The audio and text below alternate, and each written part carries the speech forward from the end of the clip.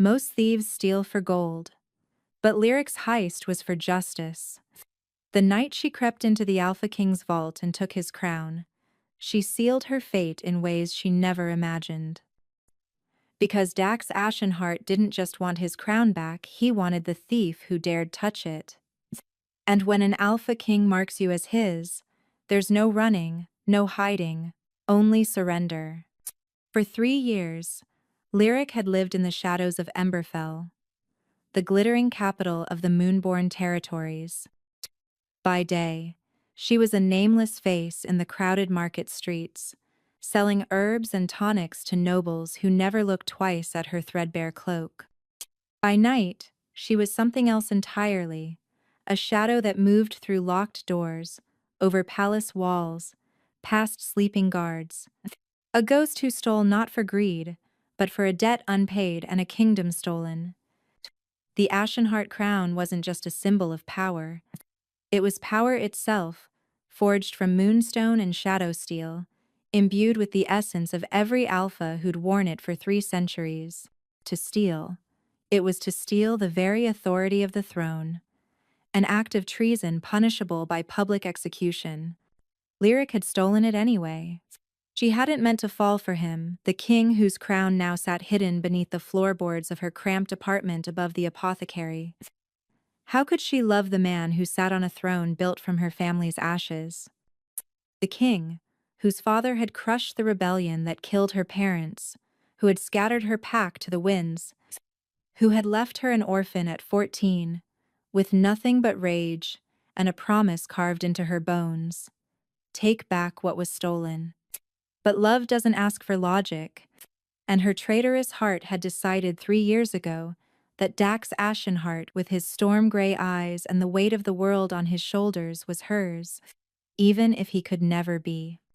She'd watched him from the shadows, learned the furrow between his brows when border disputes kept him awake, the rare smile he gave to children in the market, the way he slipped coins to struggling families when his advisors weren't looking, the loneliness that clung to him like a second skin despite the crown on his head. Lyric had told herself it was reconnaissance. Know your enemy, study his patterns, find his weaknesses. She'd lied. Now, standing in her tiny room with her latest spoils spread before her, Lyric allowed herself one moment of weakness. She lifted the crown, heavy, magnificent, humming with ancient magic, and closed her eyes. "I'm sorry," she whispered to the empty air, though she didn't know if she was apologizing to Dax or to the ghosts of her family. "But this ends tonight." The crown would be delivered to the resistance leaders by dawn. They would use it to rally the scattered packs, to prove that the Ashenheart reign could be challenged. That justice, after 15 years, might finally come. Her wolf stirred uneasily beneath her skin. "Wrong," it whispered. "Mate. Danger." Lyric silenced it, as she always did. Her wolf was broken, had been since the night she'd watched her parents die. It didn't understand politics or revenge. It only understood instinct. And right now, her instinct was screaming at her to run. She should have listened. Lyric's hands trembled as she wrapped the crown in layers of black cloth. 3 hours until dawn. 3 hours until her contact from the resistance would meet her at the old mill outside the city walls. 3 hours until she could finally leave Emberfell and never look back. She was fastening the bundle when she heard it. The sound that turned her blood to ice. Footsteps, multiple pairs. Heavy boots on cobblestone, moving with military precision. Then a voice, deep and commanding, directly below her window. "Surround the building. No one enters or leaves." Lyric's heart stopped. She knew that voice, had memorized every cadence, every inflection, during 3 years of obsessive watching. Dax. She crept to the window, pressing herself against the wall as she peered down. The narrow street was flooded with royal guards, their silver armor gleaming in the lamplight. And there, at the center of them all, stood the Alpha King himself. He'd shed his formal regalia for practical hunting leathers, but his presence was no less commanding. Storm-gray eyes scanned the building with predatory focus, his jaw set with grim determination. Even from this distance, Lyric could feel the weight of his alpha aura pressing against her senses. "Your Majesty," Captain Vex said, approaching with a scroll. "The tracking spell confirms it. The crown's signature emanates from the third floor." Dax's eyes lifted, and for one heart-stopping moment, Lyric could have sworn he looked directly at her hiding spot. "How did they find me so fast?" she thought frantically. The crown had anti-tracking wards woven into its very metal. She'd been assured the wards. Of course, the Ashenheart crown didn't just accept wards, it remembered them. Every touch, every attempt to conceal it, only made it call louder to its rightful bearer. She'd been broadcasting her location since the moment she'd touched it. "Search every room," Dax ordered. "The thief is still inside. I can feel it." Lyric's mind raced. She couldn't go down, guards blocked every exit. She couldn't stay, they'd find her within minutes. The window was 4 stories up, with nothing but hard stone below. Her eyes fell on the crown. She could throw it down to them, claim she'd found it, play ignorant, but they'd still question her, and her face was too well known in certain circles. Someone would recognize her eventually. Someone would remember the silver paw pack and put the pieces together. No. If she was going down, she'd go down fighting. Or running. Lyric grabbed the crown, shoved it into her leather satchel, and moved to the window. The adjacent building was 8 feet away. A jump she'd made dozens of times before, but never with guards watching. Never with an Alpha King's full attention focused on this very street. The door to her apartment burst open just as she climbed onto the windowsill. "There," someone shouted. Lyric didn't look back. She leaped. Minen. For one weightless moment, she flew through the night air, the city sprawling beneath her, freedom just 8 feet away. Then strong hands caught her mid-jump, yanking her backward with supernatural strength. She slammed into a solid chest, an arm banding around her waist like an iron shackle. "Gotcha!" A deep voice rumbled against her ear. Lyric twisted, looked up, and her world tilted. Dax Ashenheart had caught her himself. Had moved with alpha speed to intercept her jump, scaling the wall in seconds to reach her window. And now, pressed against him, trapped in his arms, she finally understood what her wolf had been trying to tell her all along. His pupils dilated, his grip tightened, and something primal and possessive flashed through those storm-gray eyes. "You," he breathed, and it wasn't a question, it was a revelation. They dragged Lyric to the palace in chains. Not ordinary chains. These were forged from the same shadow steel as the crown, designed to suppress shifter strength and prevent transformation. They burned against her wrists like frozen fire. Dax had said nothing during the journey. Hadn't even looked at her. But she'd felt his gaze like a physical weight, burning into her back as his guards hauled her through the pre-dawn streets. Now she stood in the throne room, surrounded by guards, while the royal court assembled. Word had spread fast. The crown thief had been captured. Nobles in silk robes and sleep-tousled hair filled the galleries, eager to witness justice. The throne sat empty, its cushioned seat mocking in its vacancy. Without the crown, Dax couldn't formally hold court. A nice irony, Lyric thought bitterly. "Bring her forward," came Dax's voice from behind her. She was pushed to the center of the room, forced to her knees on cold marble. Only then did she look up. Dax stood before his throne, not sitting because he couldn't, not without the crown.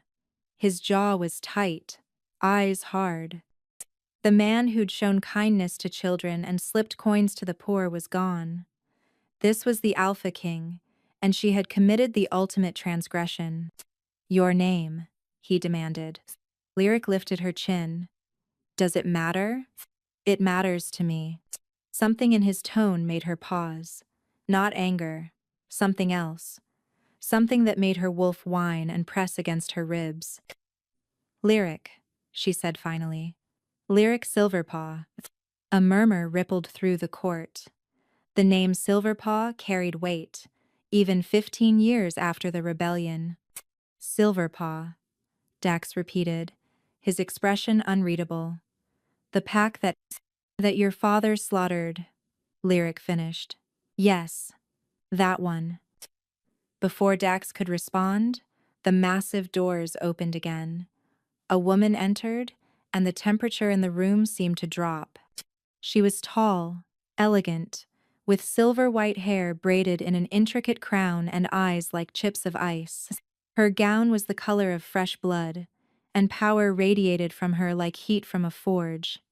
"Lady Seraphine," Dax said, tension creeping into his voice. "This is a closed court session." "Is it?"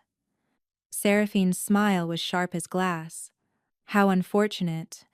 I was so hoping to witness the capture of the infamous crown thief." Her gaze slid to Lyric with calculating interest. Such a bold little wolf. To think she walked among us all this time. Lyric's blood ran cold. She knew this woman. Had seen her twice in the market, both times watching the palace with that same calculating expression. "Lady Seraphine is the high priestess of the Northern Sanctum," Dax explained, though his tone suggested he was speaking more for the court than for Lyric. "She's been consulting with the Crown Council on matters of magical security." "Indeed," Seraphine purred, circling Lyric like a predator. "And it seems my concerns were well-founded. If a common thief can steal the Ashenheart crown, what does that say about the strength of this throne?" "The thief has been caught," Dax said coldly. "The crown will be recovered." "Will it?" Seraphine stopped beside Lyric, one long finger lifting her chin. "Tell me, little wolf, where have you hidden it?" And Lyric jerked her head away. "Go to hell," Seraphine laughed, the sound like breaking ice. "Spirit, I like that. Your Majesty, might I suggest a more persuasive approach to interrogation? The Northern Sanctum has methods for extracting truth from even the most stubborn subjects. Icaningus like Siomaris." "No," Dax said sharply. "She'll be questioned according to kingdom law." "Kingdom law," Seraphine repeated thoughtfully. "How quaint. And while you observe your precious laws, the crown remains missing. Every hour it's absent, your authority weakens. The packs sense it. Your enemies sharpen their blades." She turned to address the assembled court.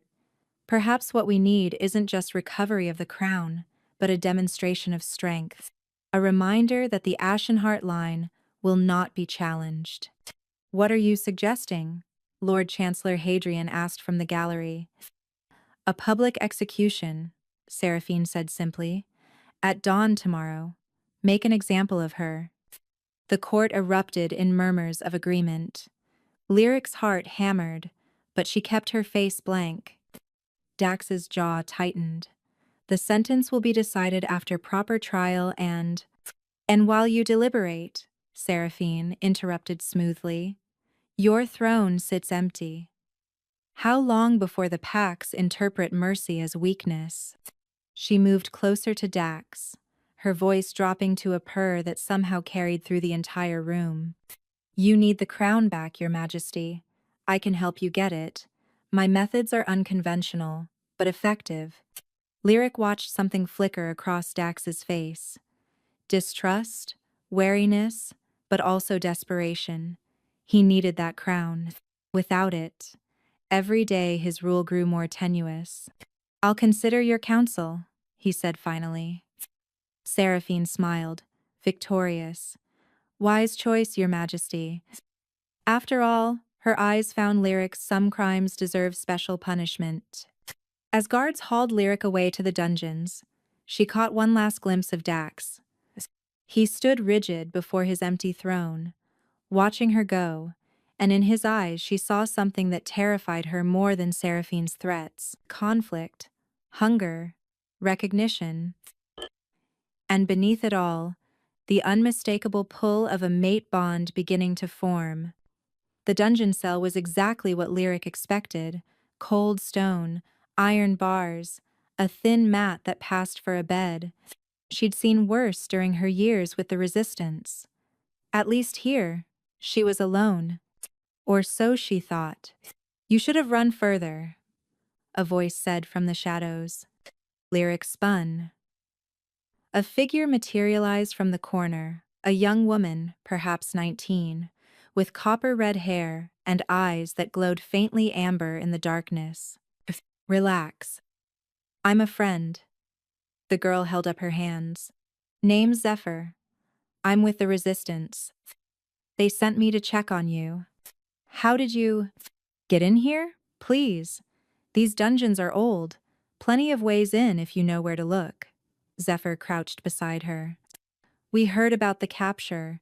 The whole city's talking about it. So where's the crown?" Lyric hesitated, then sighed. "Hidden. Safe. They won't find it without me." "Good, because Seraphine wants it badly." Zephyr's expression darkened. "She's not what she pretends to be, Lyric. The High Priestess act? That's a cover." "For what?" "She's a witch. A powerful one. Been moving through the territories for months, insinuating herself into positions of power." Zephyr leaned closer. 3 kingdoms in the east have fallen in the last 2 years. In each one, she appeared as an advisor, gained the ruler's trust, and then she drew a finger across her throat. Lyric's blood chilled. Dax is her next target. She's been poisoning him slowly, weakening his alpha aura. Haven't you noticed? He looks tired, moves slower than he should. That's not stress. That's dark magic. Why tell me this? Because you're the only one who can stop her. Zephyr grabbed her shoulders. The mate bond, Lyric.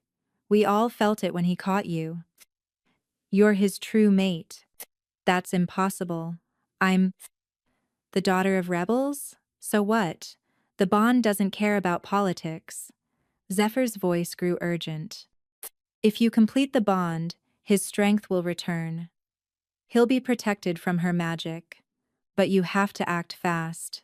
If she's planning something big, and it involves your execution. Lyric shook her head. Even if what you're saying is true, he'd never accept me. I stole his crown. I'm everything he should hate. Maybe. But I saw how he looked at you in that throne room. Zephyr stood. The question is, are you brave enough to bet everything on that look? She vanished back into the shadows, leaving Lyric alone with her thoughts. For the first time in 15 years, Lyric let herself remember that night. Really remember it.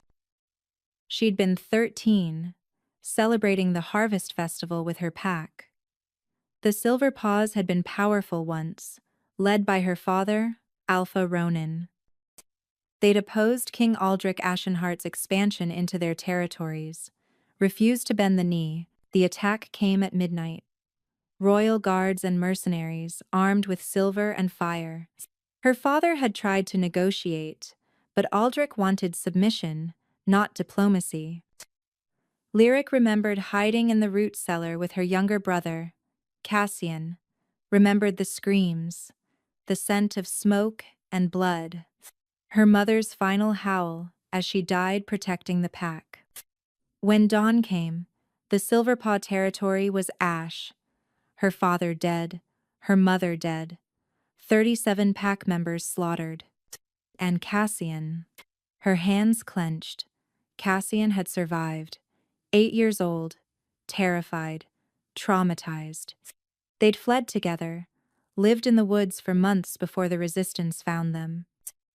But Cassian had never recovered. The trauma broke something inside him.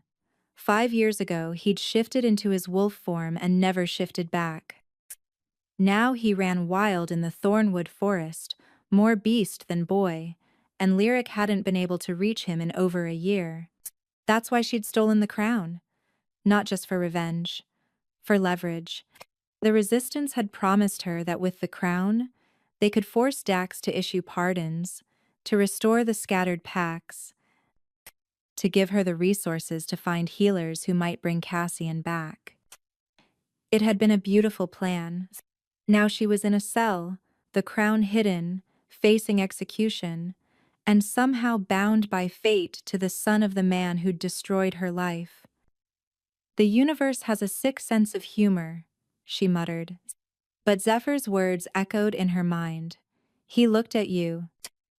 And despite everything, the chains, the cell, the death sentence, Lyric couldn't forget that moment in the throne room when their eyes had met, and she'd seen not just recognition, but hunger. The mate bond was real, which meant she had a choice to make: die for her revenge, or live for something she'd never let herself want. Her wolf stirred, finally quiet, after years of restless agony. Choose him, it whispered. Choose us. Lyric didn't have to wait long for her answer. 2 hours before dawn, footsteps echoed down the dungeon corridor. Not the heavy tread of guards, but something lighter, more deliberate. Seraphine appeared at the bars, her blood-red gown replaced by practical black robes.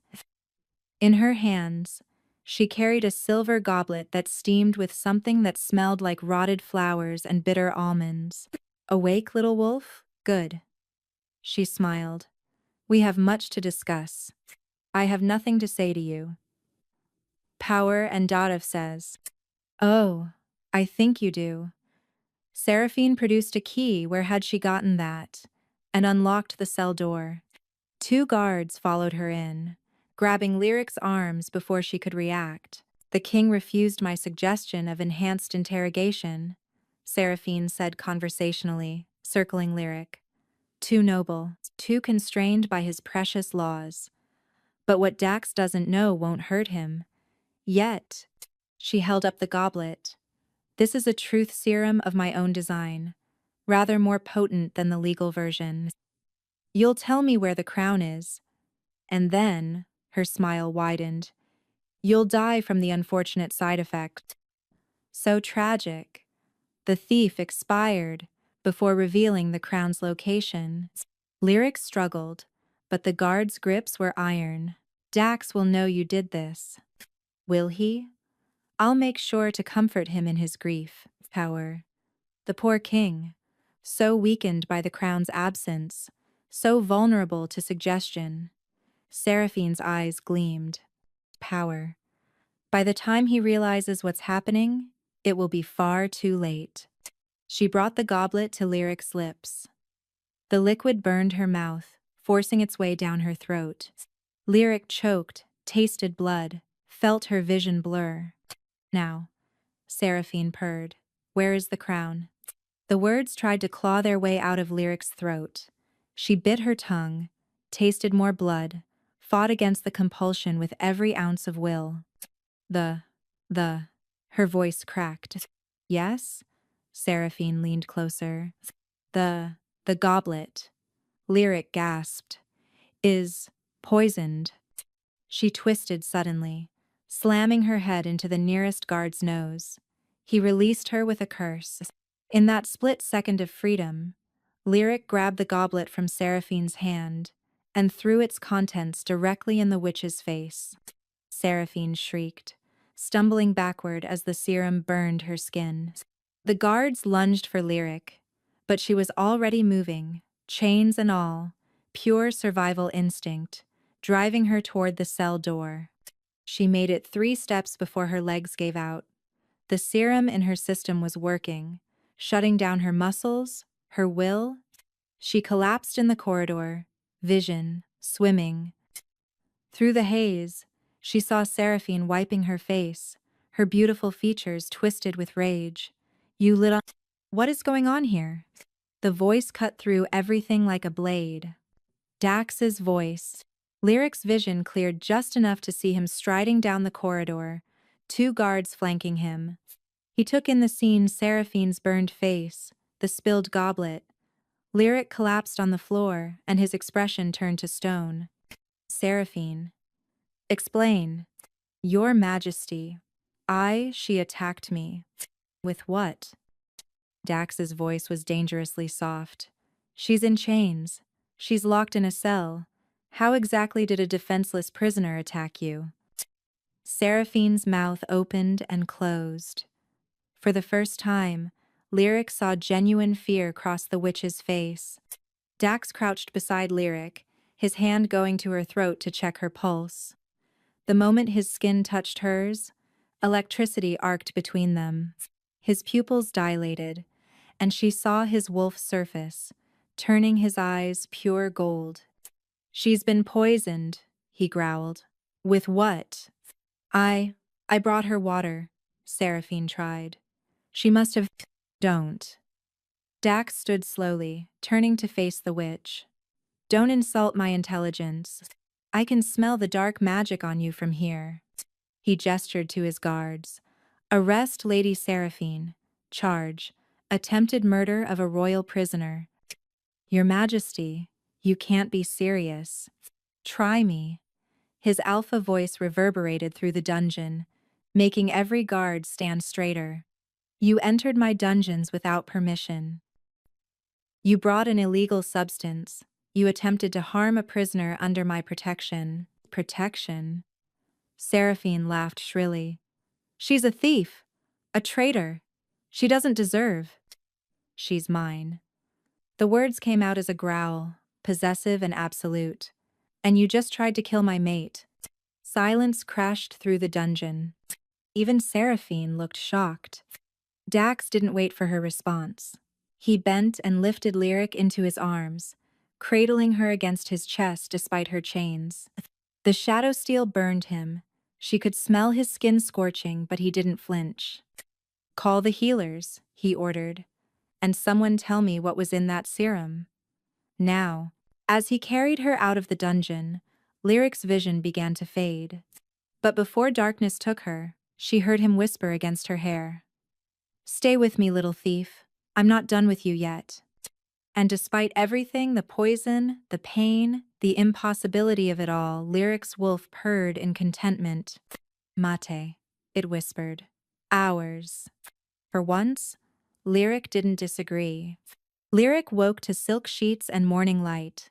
For a confused moment, she thought she'd died and somehow ended up in the afterlife.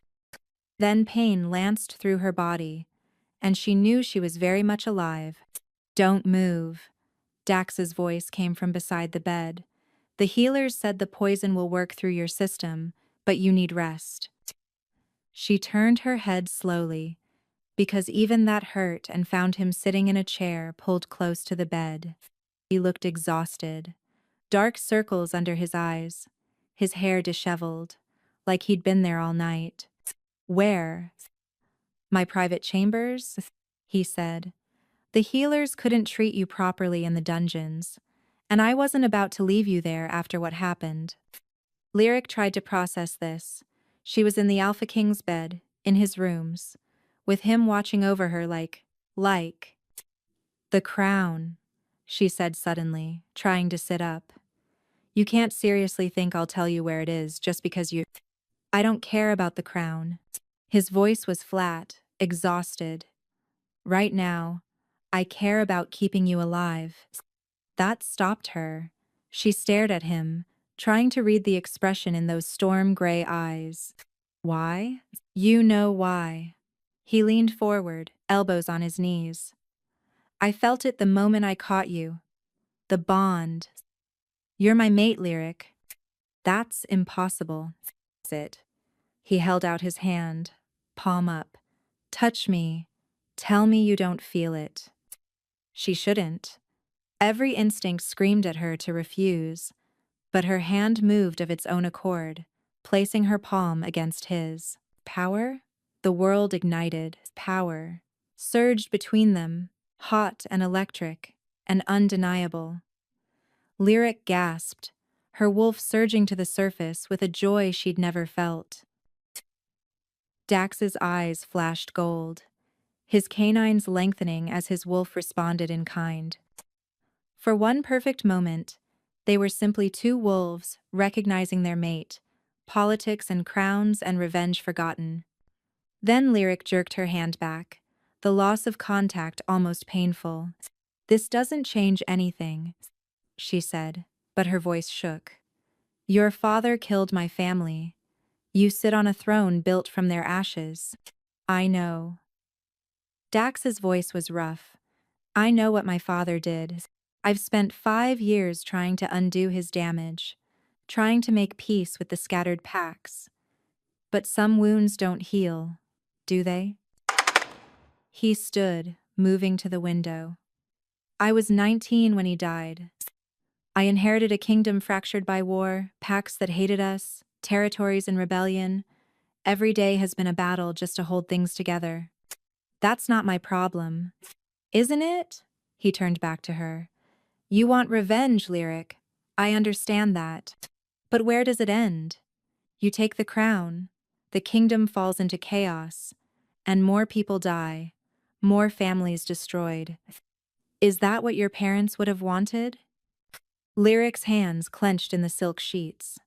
"Don't you dare— I'm not defending what happened," Dax interrupted. "I'm saying I'm trying to be better, to build something different. And I need—" He stopped, jaw tightening. "I need you. You need the crown. I need my mate." The intensity in his voice made her breath catch. "The crown is metal and magic. You are everything."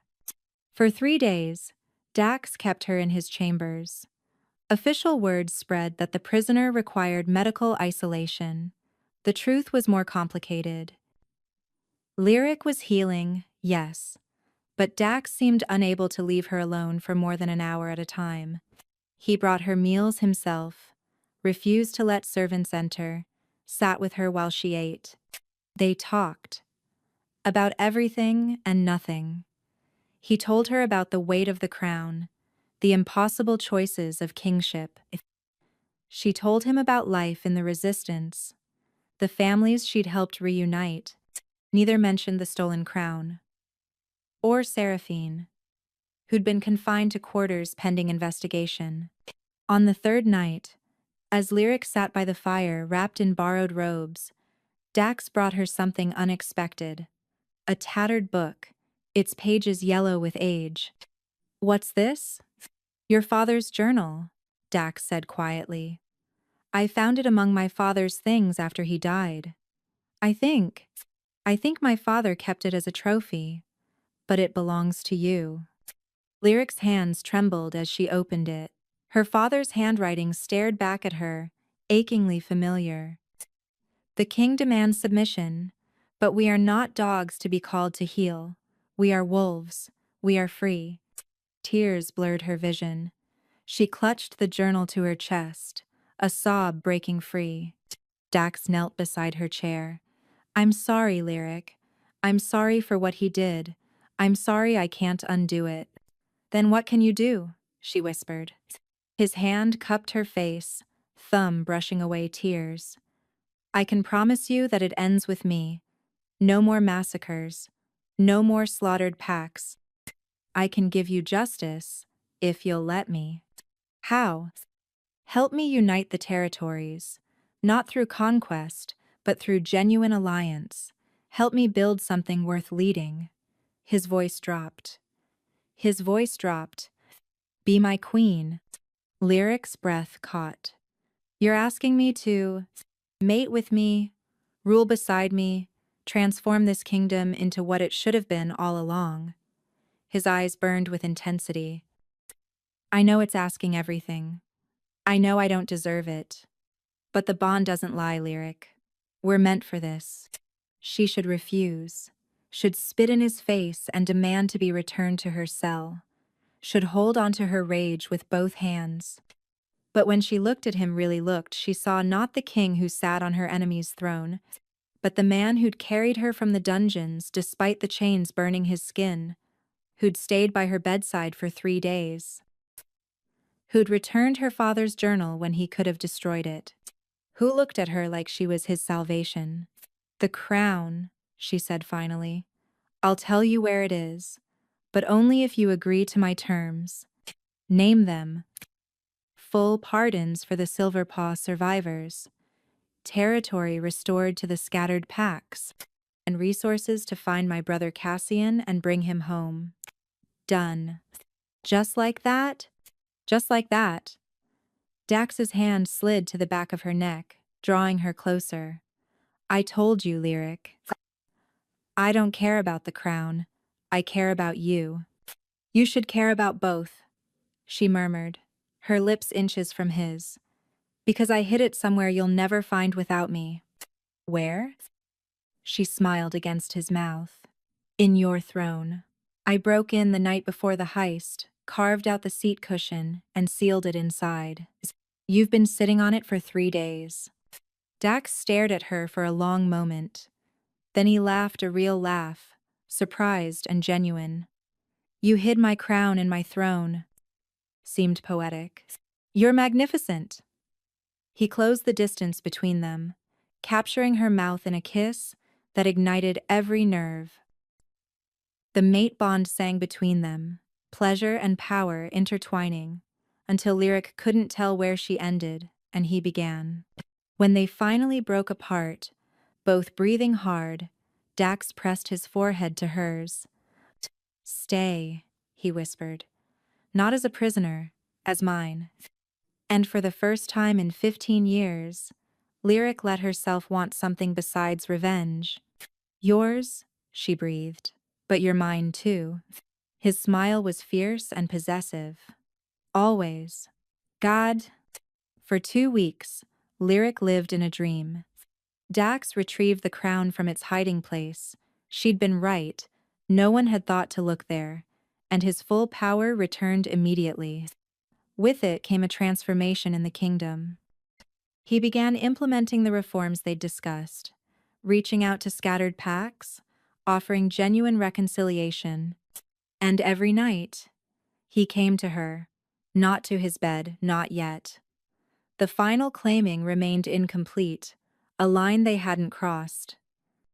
But the touches grew bolder, the kisses deeper, the bond between them strengthening with every shared look. Lyric had never been happier, which is why she should have known it couldn't last. The summons came on a cold morning. Lord Chancellor Hadrian himself appeared at Dax's chambers, his expression grave. "Your Majesty, the council requires your immediate presence. And the prisoner." "Lyric is not a prisoner," Dax said sharply. "Nevertheless, her presence is demanded. It concerns a matter of state importance." In the council chamber, Lyric found herself facing 12 stern-looking nobles, all wearing variations of the same disapproving expression. At the head of the table sat Dax, crowned once more, his face carefully neutral. "This assembly has been called," Hadrian announced, "to address the matter of His Majesty's association with the criminal Lyric Silverpaw." "There is no matter to address," Dax said coldly. "She is my mate." "Unconfirmed," Counselor Meredith interjected. "The bond has not been completed. Until the claiming bite is given and accepted, any attachment remains unofficial. I fail to see how this concerns the Council." "It concerns us greatly, Your Majesty." Duke Corvin stood, his voice heavy with false regret. "News of your alliance with a known rebel has spread throughout the territories. Several packs are threatening to withdraw their support. The northern clans have sent word that they view this as a betrayal of your father's legacy." Lyric's stomach dropped. She saw where this was going. "Let them complain," Dax said. "I will not abandon my mate for politics. And not even if it means civil war?" Corvin produced a scroll, laying it on the table. "The Eastern Alliance has issued an ultimatum. Either you denounce the Silverpaw girl and reaffirm your commitment to your father's policies, or they will secede from the Moonborn territories entirely. That's half our military strength. 9. Hadrian added quietly. Half our resources, Your Majesty. Without them, the kingdom will fracture. Dax's jaw tightened. This is orchestrated. Someone is manipulating. Does it matter? Meredith interrupted. Orchestrated or not, the threat is real. We are on the brink of collapse, and the cause is your attachment to a girl who stole your crown. I returned it, Lyric said, her voice cutting through the room. I fulfilled my part of the bargain. After you were caught, Corvin sneered. After you had no choice, and now you use the mate bond to manipulate our king into destroying everything his father built. His father built a kingdom on corpses, Lyric shot back. Maybe it deserves to fall. The room erupted in outrage. Guards moved forward, but Dax held up a hand, his alpha command freezing everyone in place. Enough. His voice was quiet but absolute. Everyone leave, now, except Lyric. The counselors filed out, shooting dark looks at Lyric as they went. When the door closed, the silence was suffocating. They're going to make you choose, Lyric said quietly. Me or the kingdom. There is no choice. You are my mate. Dax. No. He crossed to her, gripping her shoulders. I don't care what they threaten. I don't care if every pack in the territories rebels. I will not give you up. Even if it means war? Even if thousands die because you chose me? Lyric's voice cracked. I can't be responsible for that. I won't. Then what are you saying? She forced herself to meet his eyes, even as her heart shattered. I'm saying I won't complete the bond. I'm saying I release you from any obligation to me. No, Lyric, no. It's the only way. Tears spilled down her cheeks. You said you wanted to be better than your father. Prove it. Put the kingdom first. I am putting the kingdom first. His voice rose, anguished. A kingdom led by a king and queen who actually care about their people, who can unite the packs through genuine partnership that's worth fighting for. Not if the fighting destroys everything. She stepped back, breaking contact. I'm the daughter of rebels, Dax. That's all I'll ever be to them. And as long as I'm here, they'll use me as an excuse to tear you down. So you're just giving up? Running away? I'm setting you free. She turned toward the door. Find someone they'll accept. Make your alliances. Build your peace. Just do it without me. Lyric, please. She stopped at the door, hand on the handle, unable to look back. I love you. That's why I'm leaving. And before her courage could fail, before she could turn around and take back every word, Lyric walked out of his life. She made it halfway down the corridor before she collapsed against the wall, sobs tearing from her throat. Her wolf howled in agony, the incomplete mate bond screaming at her to return, to claim, to complete what they'd started. But Lyric had learned long ago that love sometimes meant sacrifice, even if that sacrifice was her own happiness. 3 weeks passed in a blur of gray misery. Lyric returned to her small apartment above the apothecary, but everything felt hollow. Food tasted like ash. Sleep brought only nightmares of storm-gray eyes and a smile she'd never see again. The resistance wanted her back, praised her for her sacrifice, told her she'd done the right thing. She couldn't bring herself to care. News from the palace filtered through the city like poison. Dax had agreed to the council's demands. Lady Seraphine, her charges mysteriously dropped due to insufficient evidence, had been reinstated as an advisor. And most devastating of all, preparations had begun for a formal alliance marriage. The bride-to-be, Princess Isla of the Eastern Alliance, beautiful, politically connected, and everything a queen should be. The wedding was set for the next full moon. 4 days away. Lyric told herself she didn't care, told herself she'd made the right choice, told herself the crushing pain in her chest would eventually fade. She was lying. On the third night, Zephyr appeared at her window, her face grim. "You need to come with me. Now." "I'm not going back to." "It's not about the resistance." Zephyr grabbed her arm. "It's about Dax. He's dying." The world tilted. "What?" "Seraphine. She's been poisoning him again. Stronger this time. Without the mate bond to protect him, he's vulnerable." Zephyr's eyes were desperate.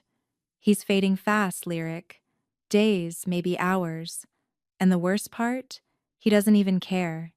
It's like he's given up." "Why are you telling me this? I can't." "You're his mate.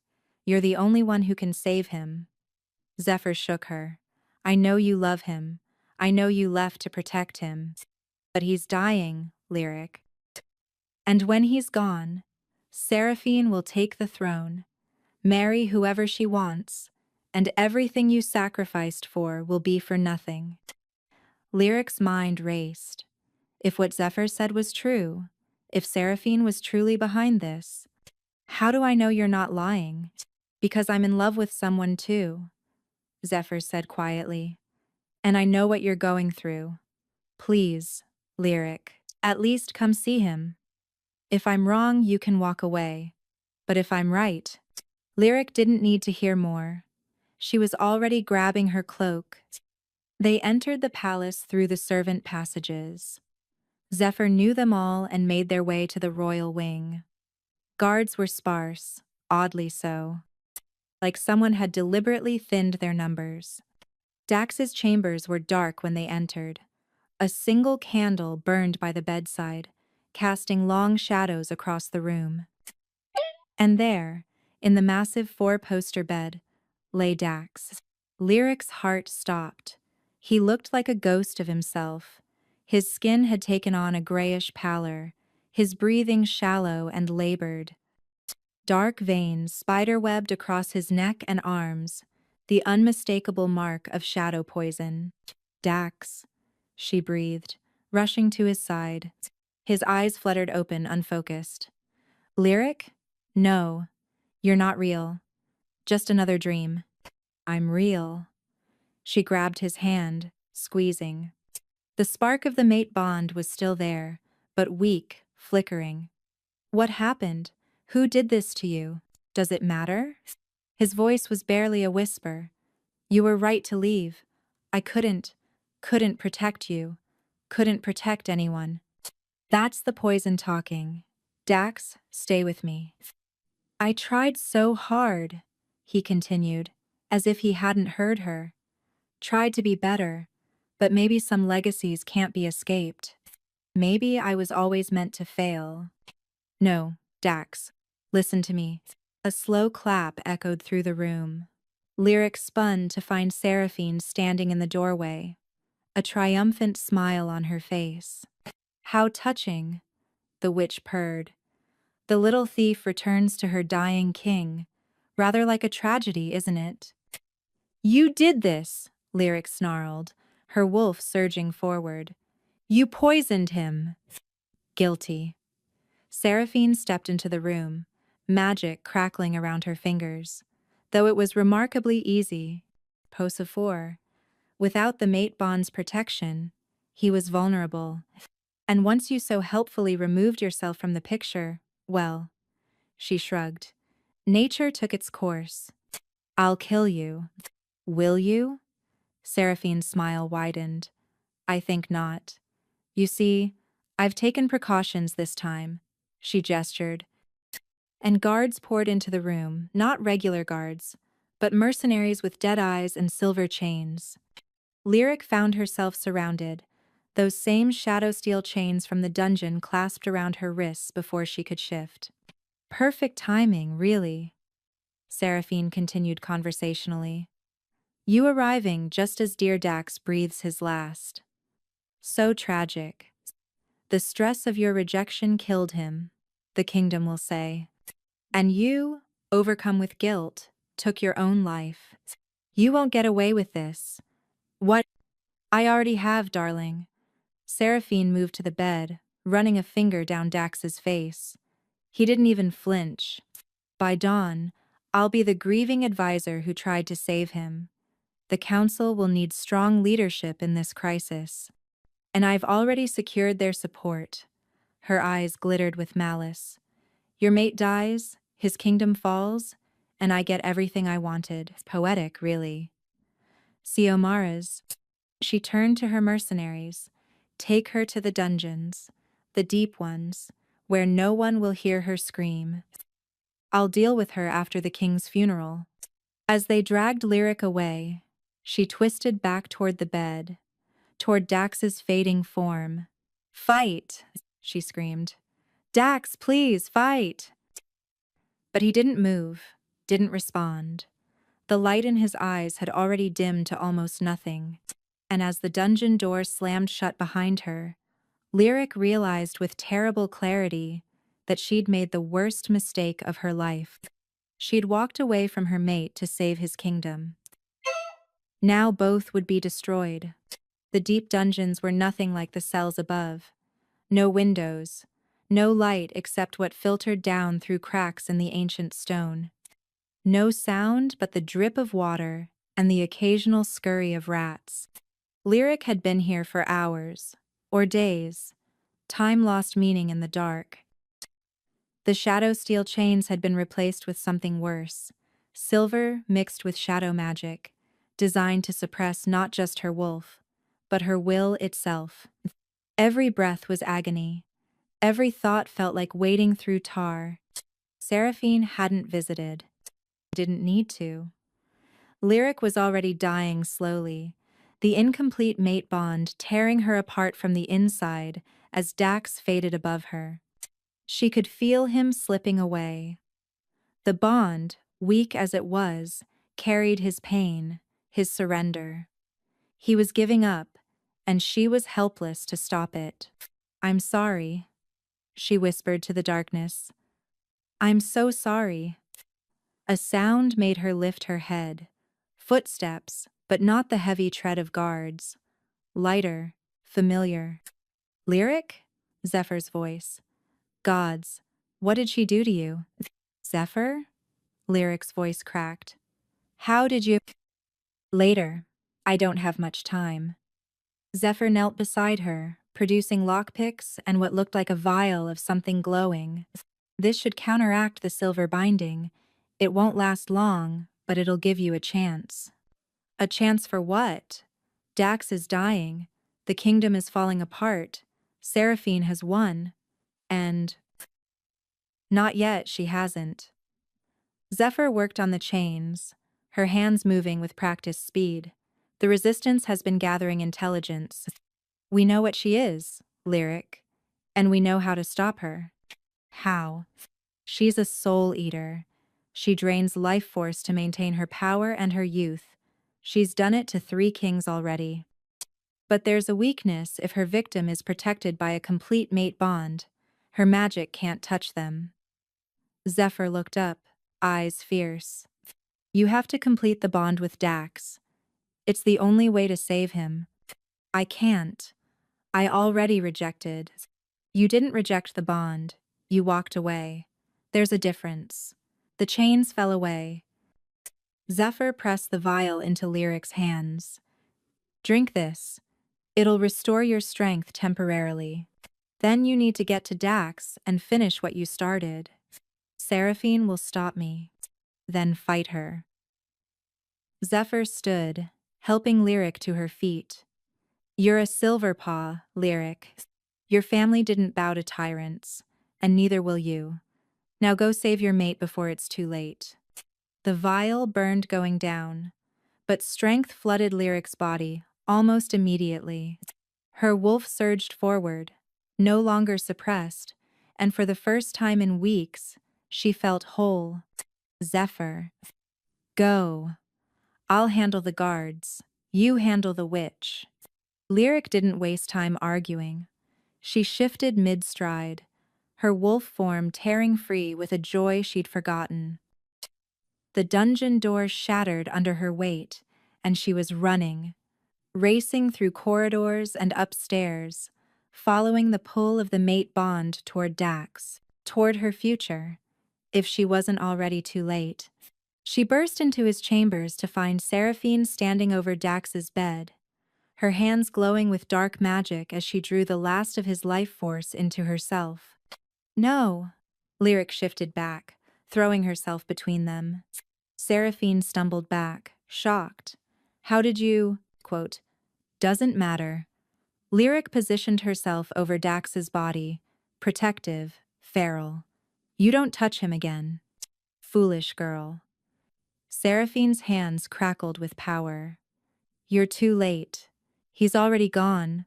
I've taken everything. Not everything. Lyric looked down at Dax's face, pale and still. But there beneath her hand on his chest she felt it. A faint heartbeat. Still fighting. Still holding on. For her.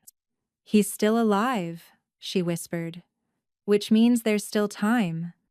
Time for what? Lyric bared her teeth in a smile that was all wolf. To finish what we started. She bent over Dax, her mouth finding the curve of his neck. The claiming mark she should have given weeks ago. Her canines lengthened, and without hesitation, she bit down. Power exploded through the room. The mate bond, dormant and incomplete, roared to life with the force of a hurricane. Golden light erupted from where their skin connected, washing away the shadows, burning away the poison. Dax's eyes flew open, no longer gray but blazing amber. His hand shot up, gripping the back of Lyric's neck as he returned the bite with one of his own. The bond completed with a snap that echoed through their souls. Two halves, finally, perfectly whole. Beneath them, the shadows screamed. Seraphine's stolen power, faced with the pure force of a true mate bond, shattered like glass. The life force she'd drained from Dax reversed, flooding back into him in a rush of light and strength. No! Seraphine shrieked. This isn't possible. But it was. And as Dax rose from the bed, his full alpha power restored and amplified by the bond, Seraphine finally understood what she'd underestimated. Not just a king, not just a mate bond, but two wolves who'd chosen each other despite everything. And that choice had made them unbreakable. Dawn broke over Emberfell to find the palace in chaos. Word had spread overnight. The king was dead. No, wait, the king lived. There was fighting in the throne room. Lady Seraphine had been revealed as a traitor. By the time the sun fully rose, a crowd had gathered in the palace square, nobles and commoners alike demanding answers. They got them. The throne room doors burst open, and guards dragged Seraphine forward in chains. Not shadow steel this time, but pure iron, inscribed with runes that glowed white-hot against her skin. She looked diminished somehow, her beauty faded, her power broken. Behind her walked Dax, fully restored, the crown once again on his head. But this time, he wasn't alone. Lyric walked beside him, wearing not servant's clothes but a gown of deep midnight blue, silver embroidery catching the light. Her hair was unbound, silver eyes blazing with confidence, and on her neck, visible to everyone, was the claiming mark of a completed mate bond. The crowd erupted in murmurs, gasps, some cheers, some protests. Dax raised his hand, and silence fell immediately. His alpha command had returned in full force, amplified by the bond. People of Emberfell, he began, his voice carrying across the square. You've been told many lies. Today, you'll hear the truth. He gestured to Seraphine. This woman has been poisoning me for months, weakening me, attempting to seize my throne. She is not a priestess. She's a soul eater who has murdered 3 kings before me. More gasps. The crowd pressed forward, eager to see the witch who'd infiltrated their kingdom. She would have succeeded, Dax continued, if not for my mate.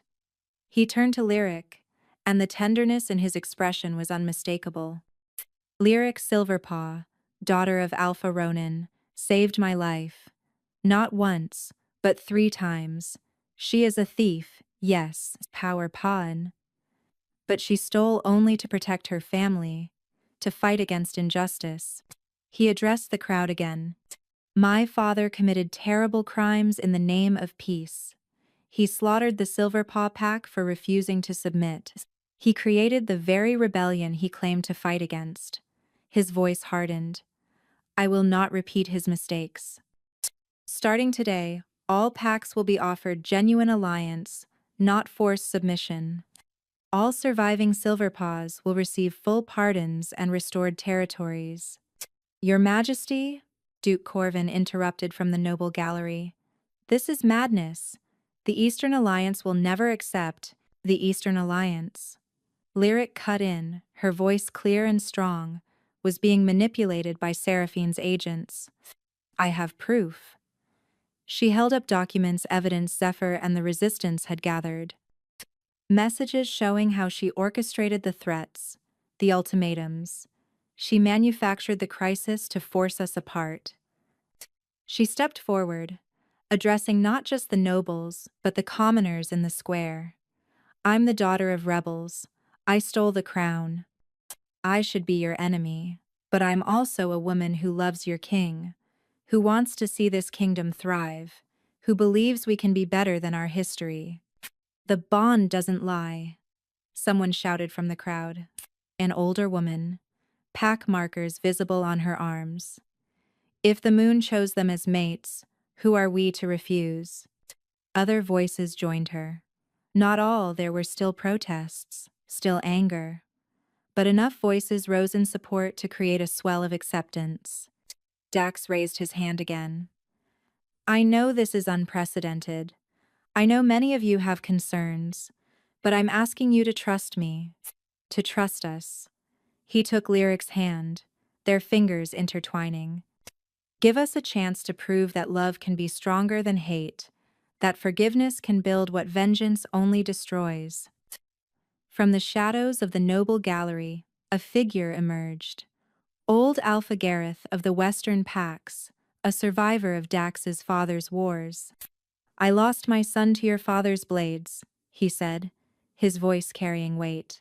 I have every reason to hate the Ashenheart name. He looked between Dax and Lyric. But I see something in you both that I never saw in your father, your majesty. I see hope. He knelt, fist to heart in the ancient sign of fealty. The Western Pax will support this union. One by one, other alphas followed. Not all Duke Corvin and his faction remained standing, faces tight with disapproval. But enough bent the knee to show that change was possible. Seraphine laughed, the sound broken and bitter. How touching. You think this changes anything? You think a pretty love story will hold a kingdom together? No, Dax said quietly.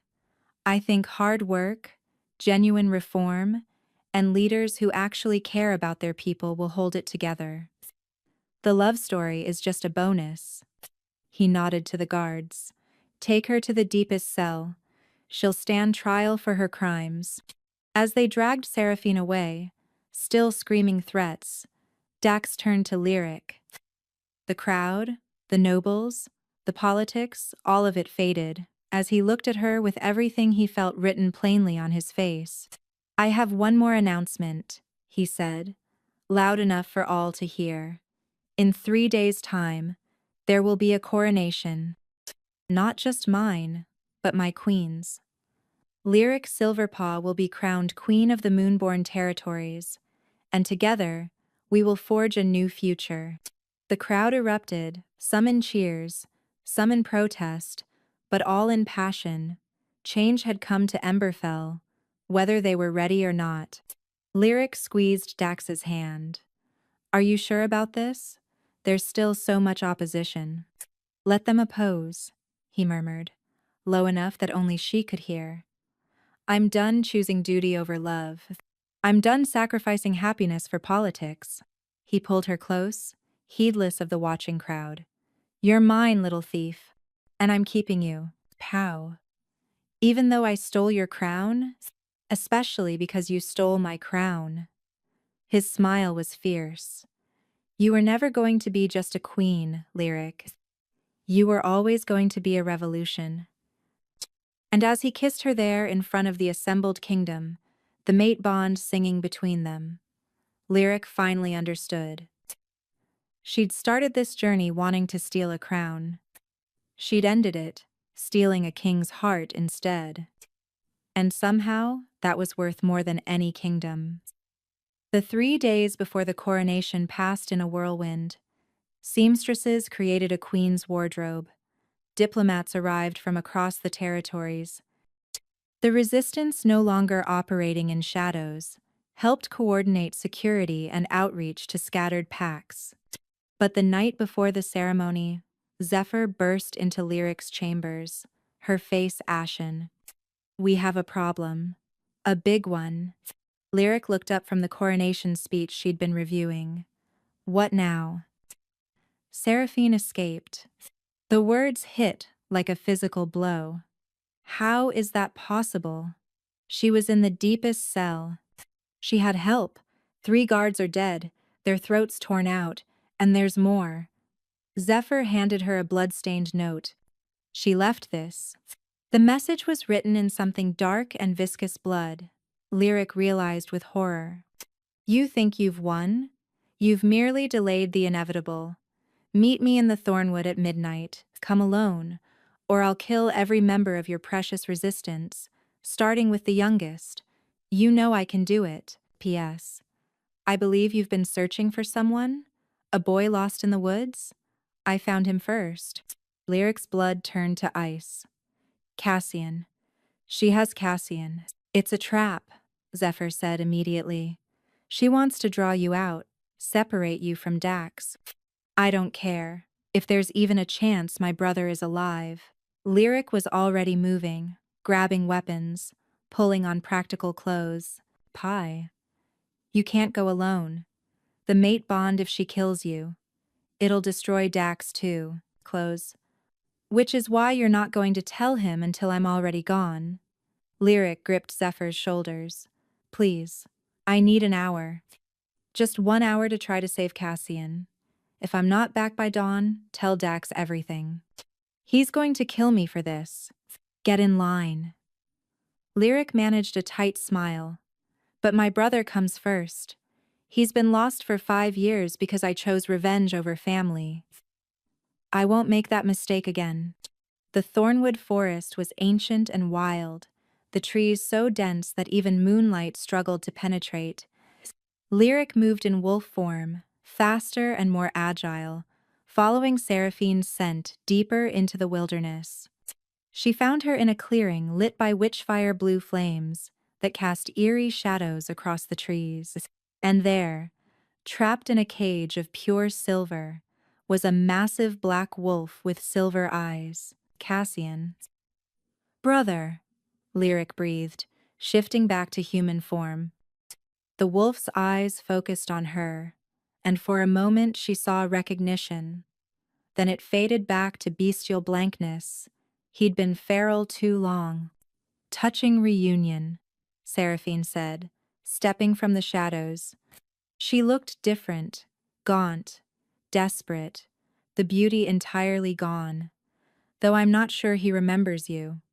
Let him go. Your fight is with me. Oh, I intend to. Seraphine's smile was poison. But first, some ground rules. You're going to reject the mate bond with Dax. Publicly. Tomorrow at the coronation. Never. Then watch your brother die. Seraphine's hand glowed with dark magic, pointed at Cassian's cage. The silver is already burning him. How long do you think he'll last if I add hellfire to the mix? Cassian whimpered, his silver eyes finding Lyric's again, pleading. Lyric's mind raced. If she rejected the bond, Dax would be vulnerable again. Seraphine would kill him and take the throne. But if she refused, Cassian would die screaming. Why? She asked, stalling. Why do you want the throne so badly? You're immortal. You could go anywhere, do anything. Because I'm dying, Seraphine snarled. My power is fading. I need the Ashenheart Crown's magic to sustain me. And I need Dax's life force to fuel the ritual that will bind it to me permanently. So take mine instead. The words were out before Lyric could stop them. Leave Dax alone. Leave Cassian alone. I'll give you whatever you need willingly. Seraphine's eyes gleamed. You'd sacrifice yourself? How noble. But your life force isn't strong enough. I need an alpha's power. She tilted her head. Although, a completed mate bond does create interesting possibilities. If I drain you, it would weaken him enough to finish the job. She raised her hand, magic crackling. This works out perfectly. Thank you for coming alone, little wolf. She didn't. Dax's voice cut through the clearing like a blade. He stepped from the trees, fully shifted to his alpha form. Massive, powerful, eyes blazing gold. Behind him came a dozen resistance fighters and royal guards, surrounding the clearing. How did you? Lyric started. You think I can't feel you through the bond? Dax's human voice emerged from his wolf throat, the alpha magic allowing speech. The moment you left the palace, I knew, and I followed. He turned to Seraphine. It's over. You're surrounded. Surrender and I'll grant you a quick death. Never. Seraphine's power exploded outward, blue fire engulfing the clearing. Guards screamed, falling back.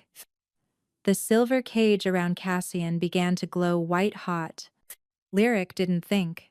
She just moved, shifted mid-leap, and threw herself at the cage, her body shielding Cassian from the worst of the heat even as her fur began to burn. The pain was excruciating, but through the mate bond she felt Dax's strength pouring into her, sustaining her, keeping her conscious. Lyric, move! Dax roared, charging toward Seraphine. The witch met him with a blast of dark magic that should have killed him. But the mate bond protected him, Lyric's love acting as a shield even as she suffered. They were fighting together even separated, the bond making them stronger than they'd ever been alone. Seraphine realized it too late. As Dax's jaws closed around her throat, and Lyric's claws tore through the silver cage to free her brother, the witch finally understood what she'd never possessed. True power didn't come from stealing life. It came from choosing to share yours. Seraphine's scream cut off abruptly as Dax ended her. The blue fire died, the silver cage crumbled. And Cassian, sweet, lost Cassian, collapsed into Lyric's arms, finally shifting back to human form for the first time in 5 years. Lyric? His voice was hoarse, confused. Am I dreaming? No, little brother. She held him tight, tears streaming down her face. You're home. Finally home. Dax shifted back to human, immediately moving to Lyric's side. You're hurt. We need to get you to the healers. I'm fine. The bond. She looked up at him. You saved me again. We saved each other. He helped her stand, one arm supporting her, the other helping with Cassian. That's what mates do. As they emerged from the thornwood forest at dawn, the rising sun painting the sky gold and crimson, Lyric realized they'd finally done it. Defeated the villain, saved her brother, claimed each other completely. Now came the easy part, ruling a kingdom together. She almost laughed at the absurdity of it. But looking at Dax, seeing the love and determination in his eyes, she thought maybe, just maybe, they could actually pull it off. After all, they'd already accomplished the impossible. What was one more miracle? 3 months later, the coronation day dawned clear and bright. The palace square had been transformed into something magical. Thousands of flowers, banners from every pack in the territories, and a crowd so large it spilled into every street and alley. Lyric stood before a mirror in the royal dressing chambers, barely recognizing herself. The gown was stunning, silver and midnight blue, embroidered with wolves and stars, flowing like water. The crown that would soon rest on her head sat nearby, newly forged from moonstone and hope. "You look beautiful," Cassian said from the doorway. He'd recovered remarkably well, though nightmares still plagued him some nights. But he was here, whole, and that was what mattered. "I look terrified. Power." "That too," he grinned, so much like the boy she remembered. "But you're going to be amazing. You already are." A knock at the door. Zephyr entered, wearing formal resistance attire. They were now official royal advisors on pack relations. "It's time. The ceremony is about to start." Lyric took a deep breath. "How does Dax look?" "Like a king, about to watch his mate become a queen. So, basically like he's won the lottery and can't believe his luck." Zephyr smiled. "Come on, let's go make history." The ceremony was held in the ancient Heart Grove, where the first alphas had been crowned centuries ago. Trees formed a natural cathedral, their branches woven together overhead. Every pack alpha stood in attendance, some still skeptical, others openly supportive. Dax stood at the altar in full royal regalia, the ashen heart crown on his head.